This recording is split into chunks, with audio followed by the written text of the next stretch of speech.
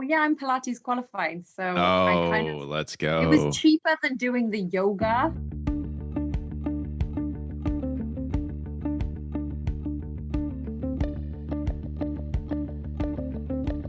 You are now entering preFORM. Prepare to perform. A podcast created to explore the inner workings of high-profile performers. Conversations reveal what separates them from the average human. Buckle up. My next guest has accumulated over 12 years of experience working with elite athletes and a variety of executives. She earned a graduate degree in strength and conditioning and remains committed to her passion in the human performance optimization realm. A true pioneer, she served as the very first performance coach for Team Mercedes, a 7-time world championship Formula One racing team. Currently, she is developing her own platform to provide health and wellness services for female clientele. Please welcome Tulshi Varsani to preFORM.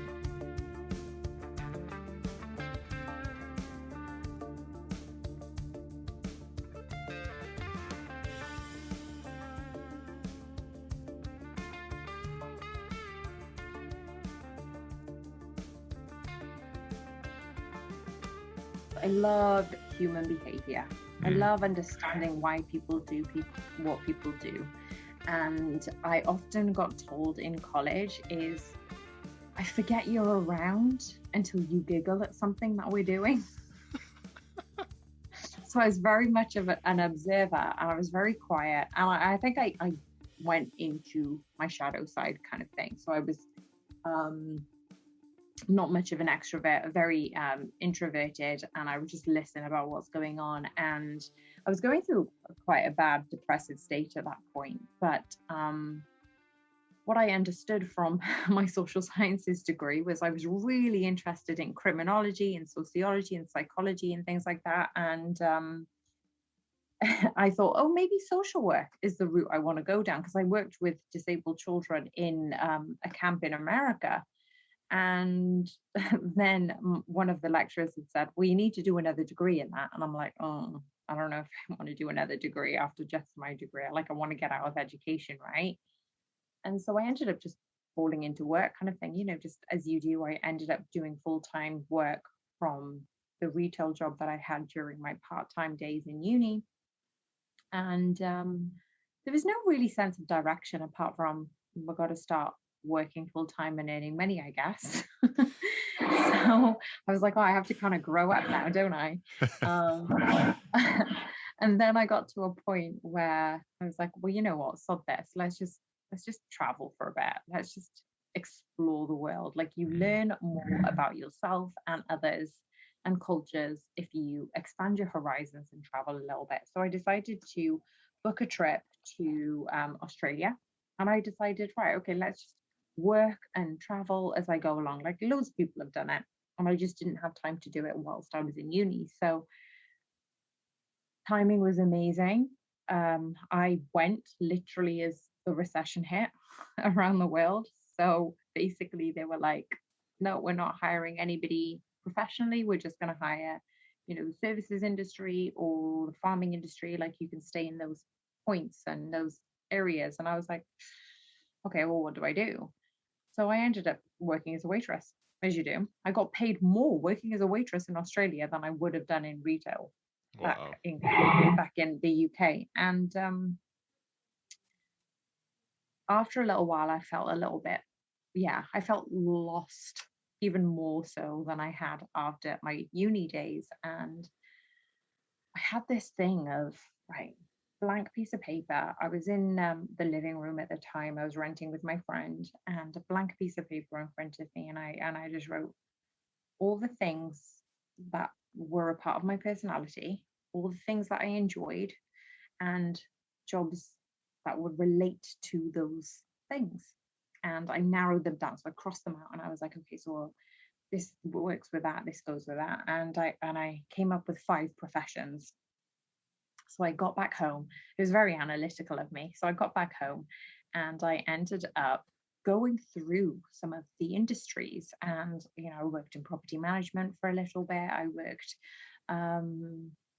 I applied for the RAF. So I applied for the Royal Air Force, and I wanted to be what they call a loadie.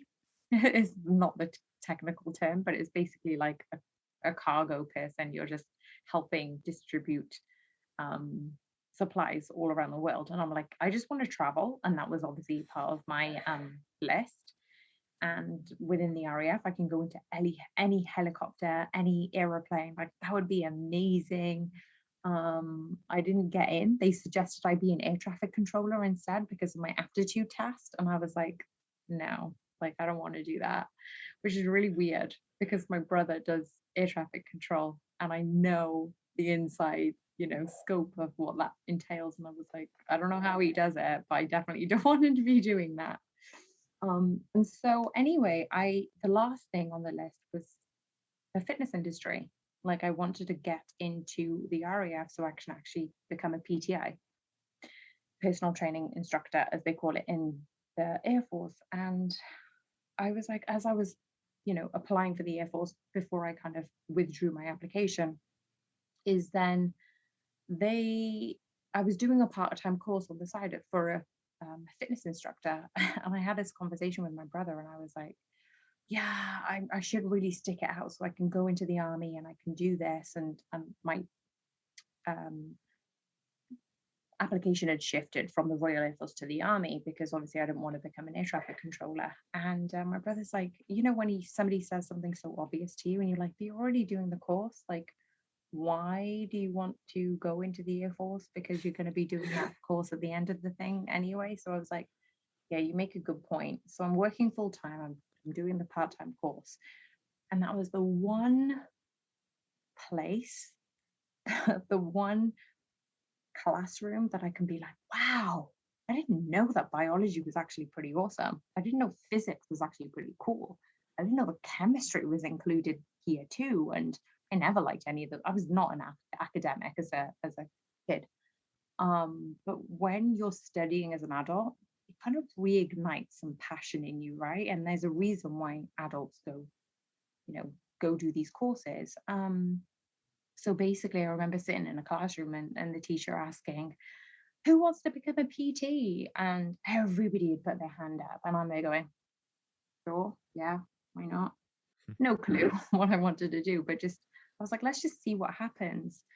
And then for 2.5, 3 years, I struggled as a fitness instructor and as a personal trainer and had a lot of pitfalls, a lot of, working full-time somewhere else whilst trying to work part-time and build up classes and experience all at the same time. But what I did realize is I love it. I love understanding how to connect people with programs and how it can actually change their life. So I was working in a local leisure center at the time, and it really, really gave me a massive amount of experience. So skip a few years forward, I ended up applying for a part-time, well, not a part-time, but a temporary position as an area manager for the 15 leisure centres and community centres in Cardiff Council. So I didn't have to directly manage the gyms, but I could manage projects within it and diversify them to the entire vicinity of Cardiff, which is amazing. So it really tapped into my creativity and the autonomy that I had, the relationships that I built in, the networks that I ended up accumulating. But then I also thought that this is a long-term plan. I would love to be a manager, but I don't want to be a manager at like under 30 sitting on my bum. I want to coach. So what do I do? And that's when I had a peak interest in strength and conditioning. So I was like, well, this is different to personal training. Like, this is not knocking any personal trainers or any fitness instructors, and they do this a lot. But for strength and conditioning coaches, I felt like they delved into the research a lot more and they justified their programs a lot more. And when I went into my master's of strength and conditioning, it really, I was like a deer caught in headlights going, oh my God, what the hell did I do to get back into uni and start studying again? But it was very much how to figure out what research is legit, how to decipher between what is good research and what evidence can you actually look for to promote your programs. Um, so that was a real good eye opener, and also taking a massive dose of being humble, because after earning a lot of money and being in, quite a good position with the leisure centres, I ended up having to volunteer. And it's kind of like, I thought I'm going 15 steps forward, but then I took like 20 steps back, because now you're volunteering and you're looking for work, and you're kind of, you're on your back foot really when it comes to sport and teams. But it eventually paid off, and I ended up working with multiple teams, volunteering mostly, but then getting paid work. I'd still PT part time, and make ends meet wherever I could, travel all around the UK where I had opportunities to work with, kids in school. I worked with disabled population, so with cerebral palsy children. So that was really challenging and very, very interesting for me as a coach early on in my career, to learn how to deal with those with disabilities, but also a pediatric population, was definitely sink or swim moment, right? So that was really interesting. And then I ended up, working with skiers, gymnastics, with rugby. And it really did give me that taste of, yeah, this is good. You've got your foundation as a coach, but you can apply that to different teams and different sports. And that's when luck had eventually turned around and got me into the position only just a few years ago, working with a Formula One team. And yeah, they were world champions at the time, but I was there for the 3 world championships that I was there for. And it was just extraordinary to have that level of autonomy and responsibility, building the gym from the ground up, but also evolving the health and well-being program to where I am now, when I'm kind of, again, I've always been self-employed for a number of years, but this is now giving me a new challenge to work with corporate clients and extreme sport athletes. Let's go back to your work with individuals with disability, especially that pediatric population.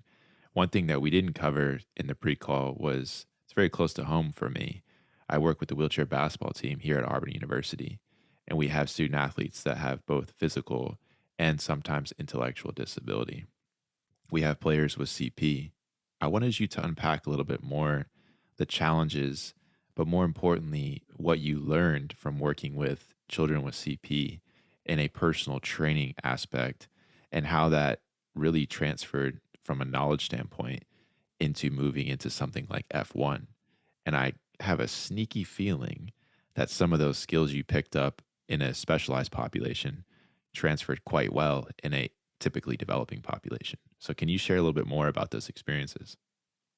Yeah, of course. So I ended up, well, this is my first job in strength and conditioning, right? So my first paid job is strength and conditioning coach.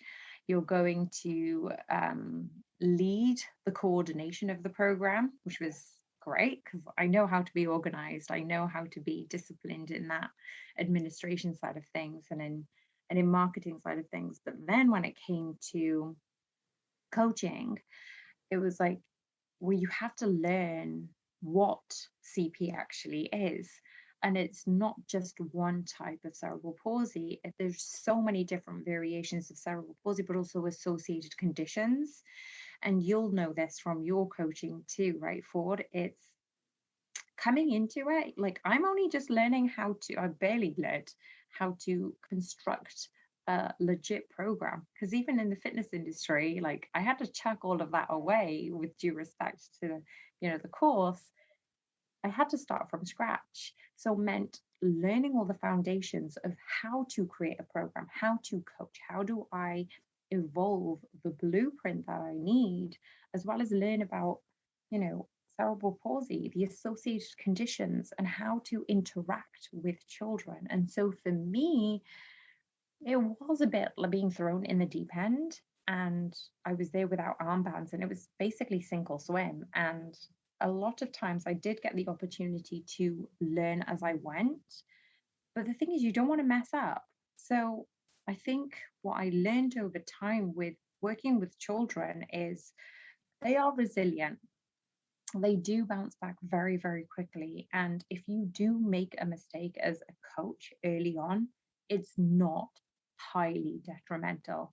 Whereas what you'll find with elite athletes is you're going for the 0.1% of advantages. And it's really, really hard to find that level of performance with an athlete who has already had, the foundations and the progress within their own experience. But when it comes to children, the difference is the parents know a lot about the condition because they do their research, they do their reading, and it's important for us to learn from the parents and not to dismiss them. Yes, we're coaches. Yes, we're experienced. Yes, we're educated. But you know what? If we ask the parent, they're probably going to know a little bit more that you can learn from them.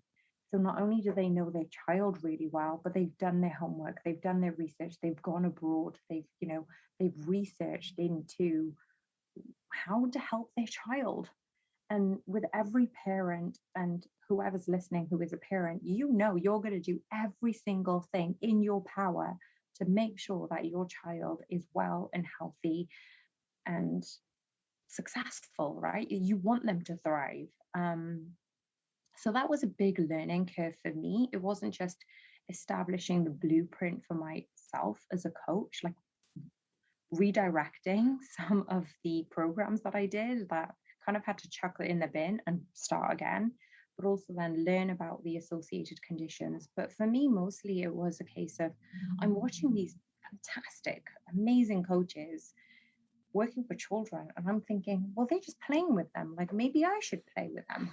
But I've got my superior, I've got the director questioning, go, why are you doing that? Why are you doing that? And at first you kind of feel a little bit stifled because you're like, oh, I'm not sure because I've seen this here, so I'm doing that. It's almost like when people look at the Instagram reel now, right? They're looking at these big, flashy, shiny movements, but actually that's 1% of what they should be doing in comparison to the foundational movement, right? So then I'm there being questioned by the director, why are you actually doing that? What is the purpose of this? And it only came after I left that job, as a parent had actually approached me, a couple of parents actually approached me privately, and they said, can you please coach my child on a private basis? Because I know you've left the company, but my child got on with you, and that's really rare. So I'm like, okay, well, I know they've been coached since a very young age. And for those who don't know, cerebral palsy has usually been diagnosed a couple of months after birth. So it is very early diagnosis, which means the parents are always in hospital. They're always trying to get some advancement for their child. They're always going to get some physical therapy or physio training for their child, which also means that they've gone through a lot of coaches, they've gone through a lot of physios, and also their child is very particular. If you know any child, they'll tell you if they don't like you, or they'll tell you if they don't like the program. And I think for me, it came to a point where I'm coaching this one kid, and every session, no word of a lie forward, every session, he would just burst out crying. And then I'm like, oh my gosh, I'm trying everything. I'm trying every like tool in my toolbox, trying to figure out what I can do better for the next time, how I can make these sessions enjoyable. But also, I was very strict with my schedule. Like, we have to do these exercises and we have to do these sets and reps. And then I realized I was about to have a conversation with the mum after the very last group of sessions. And I said to the mum, in my head, maybe I'm just not the right coach for the kid, right? Maybe it's just time for them to move on. But before I could say anything, she's there like consoling her kid because he's crying. Again, at the end of every session, he just ends up bursting out crying. And I always think it's me. So before we end the session and before I can actually have the courage to say, maybe you should find another coach, she was like, these sessions have gone really well and he's responding really, really well to you. Can we rebook a next block of sessions? And I'm there stunned because I'm thinking, okay, well, she's been here during every session. She's seen her kid cry and she's also seen the progress that I forgot to look at. Because even though I'm looking at the things that worry me, she ends up looking at the overall picture. And since then, we ended up working together for a year and a half, possibly 2 years after that. And he went from, no core strength, so he couldn't high kneel. So for those who don't know, you know, stay solid on their knees. He couldn't do that.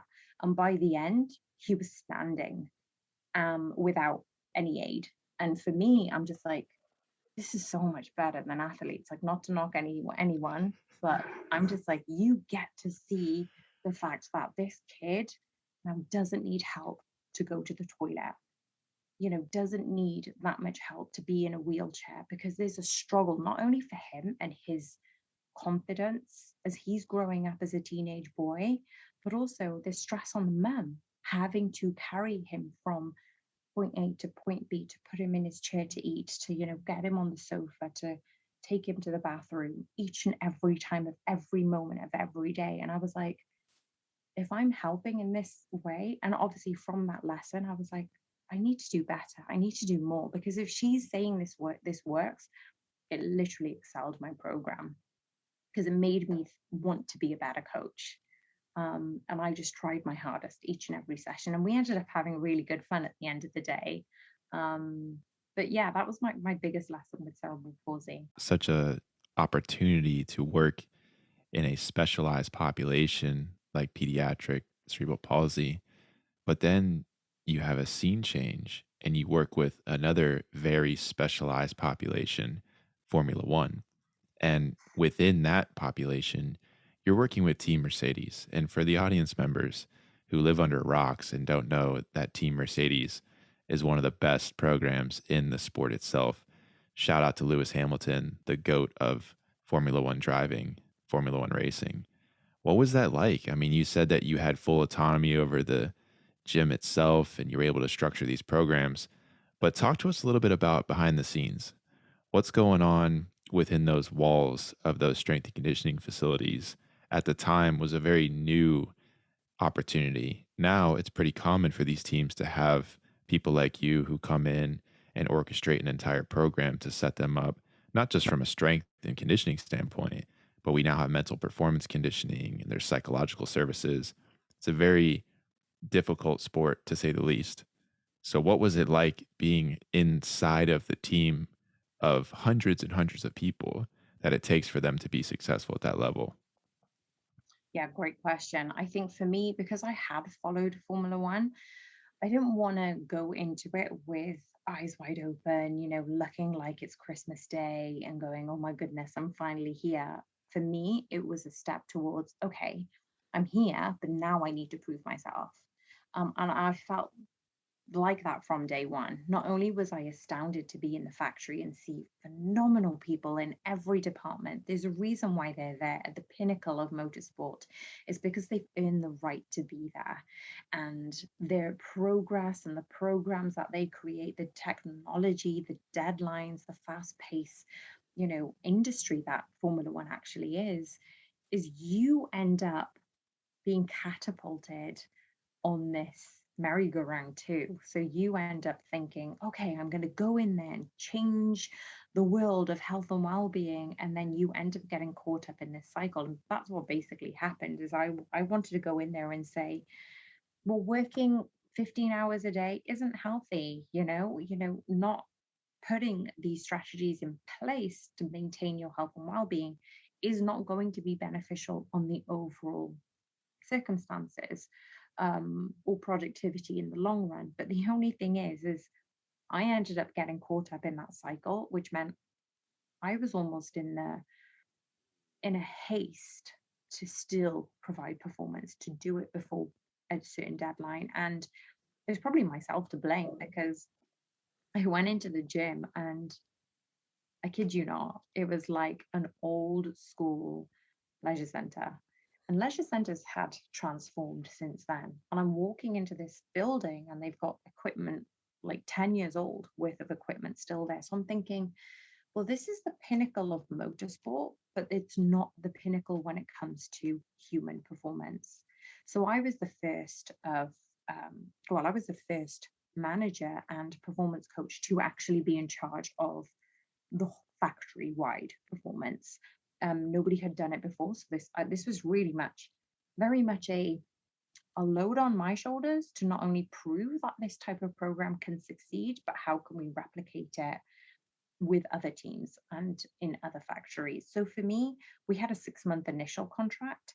It was a case of work my ass off and see if we can get an extension on the contract, which meant I would throw all sorts of things into just solving the problem of how can we engage people to a degree factory wide, right? You're not going to get everybody into exercise, but you need to figure out what works for them. You need to give them healthy doses of, you're talking about the general population here. There'll be people who, and what I found with Formula One is if they're going to do something, they'll do it to the highest degree, as in they'll end up doing it to amateur level. So when somebody comes to you in the gym and says, "Yeah, I work out. I'm going to do an ultra marathon, or I'm going to do an Ironman," and I'm like, "This is this is your full-time job, right? And you're doing this on the side," but they end up doing it to the extreme, which made me really open my eyes. Is they do everything to the extreme, and it really made me understand what leaders and performers minds, attitude, psychology is all about, right? And they don't want to just be good at cycling. They want to push their body, and they want to understand what's happening on a physiological level, which really enabled me to go into the research side of things, which is quite nice because not general public don't really want to know about any of that, right? It's just like, just tell me how to do this and how do I get there, or how do I lose weight, or whatever it is. So it was really, really interesting to have that side of things. So I could back it up by research, but also to an audience who actually wanted to know. And then, so, since we changed the gym and since we brought in new staff, and we had a 2-year extension on the contract. So far, so good. Things are working well. And my original idea was, let's create a blueprint for this factory, and then it can be duplicated into another factory. So, what are we doing? What are we doing regarding mental wellness? What are we doing regarding physical and, you know, um, just general movement? You don't have to be in the gym, but are you moving? Are you socializing? Are you able to integrate things that you enjoy that could help your overall health and well-being? And then we also liaised with people in the cafeteria where we would talk to I would talk to chefs, and I would talk to sous chefs and talk about how the lunch menus, breakfast menus, dinner menus are actually affecting certain people's performance. Because actually, if you've got a carb heavy lunch, and obviously you've got a man who's going to have a testosterone dip in the afternoon, or it depends what type of meeting he's got, right? So you don't want that sluggish, fatigued behavior. How can you change things? And people were willing to listen. But that's with everything. Some people you're going to get hell bent against it, and some people you're going to come, you know, on your side. And that was really interesting. I think for me, when I was asked to work with a race team, that was a surprise, but also a really good opportunity, because then I was trying to understand, okay, so it wasn't just the race team, so not just the boys in the pit stops. It was everybody else. It was the engineers, it was the directors, it was everyone else who was still at the track, and understanding their behaviors and what that meant and how they would perform in their roles. So, say, for example, I would work with a strategist back in the factory. She had to work on UK time, but with a team that's in Australia. So she had to make sure her body clock is adapting to Australian time zone, work at a certain amount, but also be there in real time for the people who needed that data analysis, on the racetrack. And then she'd come into the gym on Monday and be like, "I'm exhausted." It's because she didn't have the time that, say, the race team would have to fly back to actually, like, you would think, oh, yeah, jet lag's a bit of a nightmare. But to be in the UK and be on Australian time and then flip, like, how do you do that? So actually understanding, how much stress is going in to her body, how much physiological, mental stress is she going through? How much can then I adapt her program to when she is in the gym? And that's just being a good coach, I feel, like understanding your people and understanding the stresses that are going on but also enabling them to see what the issue is rather than it's just long hours or it's just a heavy race day. You can't keep doing that for 365 days a year. Like it does take its toll, and you want longevity in that career, especially if it's something that you love. You were truly one of the first, if not the pioneers, when it comes to building out these blueprints from a human performance standpoint in the sport of F1 at Team Mercedes. Now, teams like McLaren, Red Bull, Haas, Renault, Ferrari, they all pretty much have not just the blueprint, but they have the staff and the actual resources to focus both on their physical wellness, but also their mental health and well being. Can you speak to how these experiences eventually evolved into building your own platform? Yes, of course. Well, that's the thing. Well, leaving my role at Formula One, I decided that even though I want to be in motorsport and I want to work with teams and athletes of that sort, I decided that this was a new way of going about it. Like, I've always worked for myself, even when I was working for Formula One, I was still, external. Um, so when it came for things like that, it's funny that you say that everybody has a blueprint, but not everybody in Formula One still has that blueprint. So even though you said that I had ended up being I had been the first in a top team to do it, there aren't that many teams who follow suit because, again, it's changing that culture. It's really, really difficult to change the motorsport culture of saying, actually, these many hours aren't, beneficial, but how can you make the most of them? Because you need a balance between rest, recovery, rejuvenation, and then also excelling that performance. So I feel like motorsport still has a long way to go, even though it is the forefront of technology in motorsport in general. And it does have certain technologies in other industries. I feel like it still has a fair way to go regarding its health and well-being, that not everybody still has that person to push the whole factory and the whole team to better themselves. But that had led me to focusing more on TLV performance, and that is specifically focused for extreme sport athletes and karting drivers. So for me, I decided working with drivers is really interesting because the predominant reason is you see all of these videos again on Instagram or YouTube and whatever it is, and they're all doing neck strengthening exercises and they're all really pushing themselves. And you see like the reaction board and they're just touching these lights, and you're thinking, there's these kids or these amateur drivers looking at these videos thinking that's what they need to do to become a strong driver. But unfortunately, they haven't put in the basic principles and foundations to give them that chance to perform at that level. Which means that even when I was working at the factory, I was working with different riders and single seater racers, which meant that, wait a second, before you just go into strength training and putting in the bells and whistles, we need to look at the underlying principles, like looking at hip mobility, ankle mobility, shoulders, strengthen the forearms, strengthen the core, strengthen the single leg, because the pressure that a driver puts through the brake pedal, it's crazy, and the G forces that they have to go through, it's absolutely insane. So yes, you have to do neck strengthening. Yes, these things are important, but can they squat? Can they lunge? Can they do those basic exercises? It's not Instagrammable, it's not pretty, but you need all of these things to make sure that they're going to be a better driver. And the people that I've been working with have also taken up the chance to work from a psychological point of view, like even putting in HRV statistics and looking at mindfulness practices and how that mindfulness and breathing techniques that we do in sessions has actually helped them in competition, and actually seeing the results not only as data, but how they feel. Like one of my clients actually said, Tulse, I got into the flow state and that's what I wanted to be. And this is amazing. And I shaved 60 seconds off my downhill mountain bike trial. And I'm like, that's insane.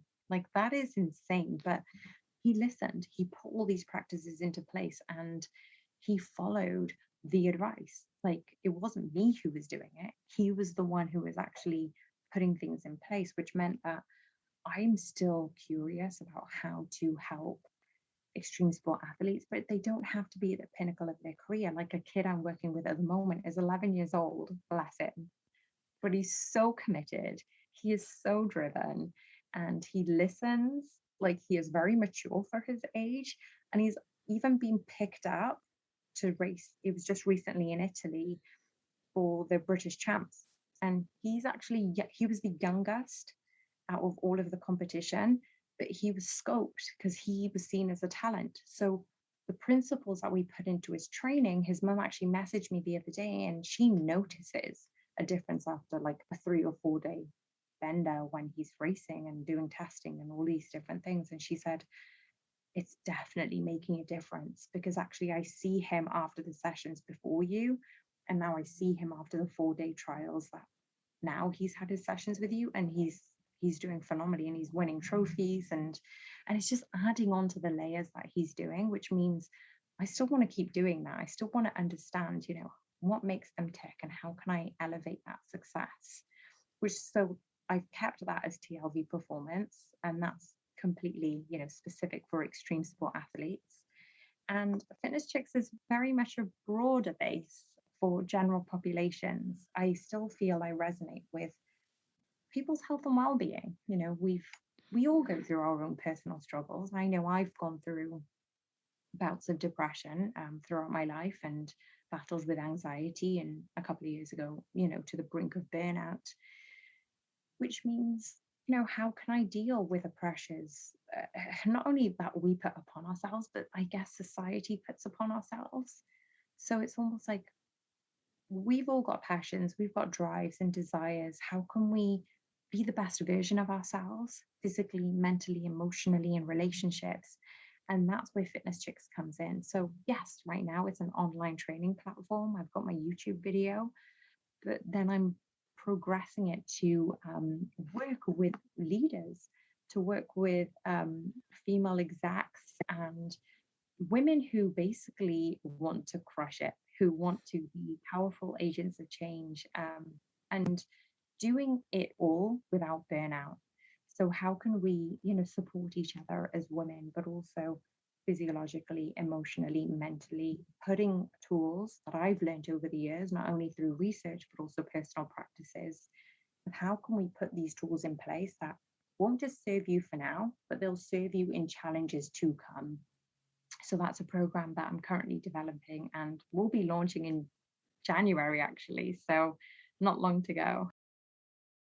I would love for you to share with everyone what this may look like, let's say 5 years, maybe 10 years, even down the road.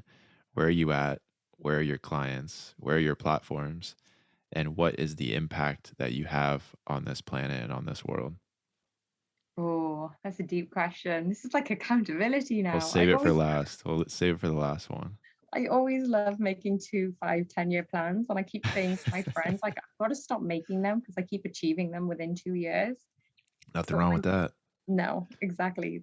It's what drives you, right? But I think for me, I do want to evolve my platform so I can reach more female leaders specifically, because then again, the more female leaders you got on the top, the more able that they're able to change environments, cultures, society, because it's proven statistically that female leaders actually are influencing those types of areas. Is then because they're able to stay at the top, you've got more women and girls coming through the ranks because they see role models like that. So for me, it's to, yes, evolve my online training platform to work with clients, work with female leaders who want to continue to strive for the best, not just for themselves, but reach new heights that they didn't think that they had. So how can we tap into that potential? And eventually, I do want to create a foundation and a school for underprivileged girls. So that's my ultimate dream. So if I can achieve that within 5 years, that would be amazing. But for me, that's definitely something that it's more of something that's coming from my heart, like my My grandparents were born in India. My parents were born in Africa. I'm Indian by heritage, but their girls are um, not always given the same opportunities as boys, especially in third world countries. So if I can, create that opportunity so they can learn about business, they can learn about STEM subjects, they can learn about principles of mindfulness, meditation, physical exercise, to a degree, defend themselves, because at the end of the day, they are still classed as second class citizens in those countries. So, how do we develop their strength, develop their stamina, their courage, their abilities to stand up for themselves and go further than they could have had without that support, So I think I definitely still want to keep my hand in motorsport and work with athletes, but that's the ultimate goal of working and supporting young children so they can go further in their life. Based on your experience, your story, it's incredible. And for the listeners who can't see this right now, there is a big heart on the wall that is right behind your head, and it's been radiating. And the world map. And the world map, it's just been radiating this whole conversation. So I want to thank you from the bottom of my heart for taking the time out of your day to share with us and share with the preFORM listeners your story, where you've come from, where you're going, and some of the things that you're going to impact on this world. I know it's going to be a better place. Thanks, Ford. It's been a pleasure to speak to you. And if anybody's resonated with this, I'd love to hear from you and tell me what you think.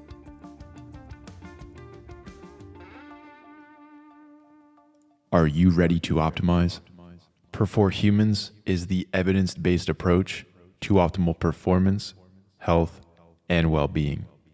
The platform collaborates globally with a variety of high-profile performers. Visit perforhumans.com for more information.